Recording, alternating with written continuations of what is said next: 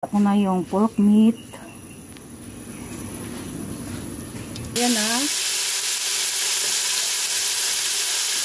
Ilagyan ko na siya ng mantika. Tapos susunod ko dyan yung mga lamas. Ito may nahiwa na rin akong mais. Ito yung patatas at saka Baguio beans. Ito naman yung repolyo. Simple lang po itong lulutuin ko ngayon.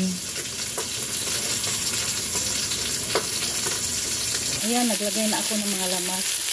Susunod yan yung mga gulay na. Bubuksan ko na. Ayan. Ayan, nilagyan ko ng sabaw. Pinakuluan ko muna. Ilagay ko muna itong sweet corn. Ayan. Hayaan ko muna siyang kumulo ng kumulo hanggang maluto rin yung sweet corn. Tapos yung mga gulay ang isusunod ko. So ngayon, takpan ko muna.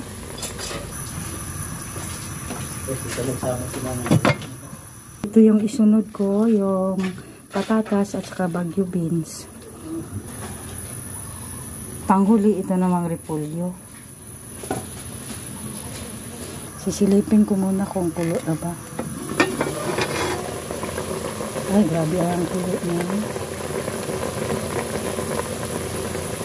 Susunod ko yung mga patatas na at saka Baguio beans. Ito yung pinakapanghuli. Nagdagdag ako ng kaunting tubig.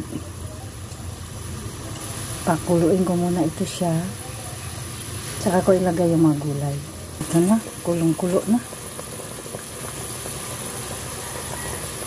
Ito na, ilalagay ko na yung mga gulay. Patatas muna. Ito yung isusunod ko. Yan, ilagay ko na yung Baguio beans. Yung isusunod ko, guys. Tapos, luto na. Ayan na. Maraming salamat sa panonood niyo, guys.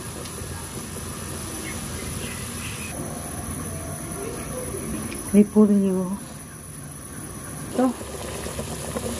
Kulo na. Lalagay ko yung repolyo. Tapos nito, luto na po siya.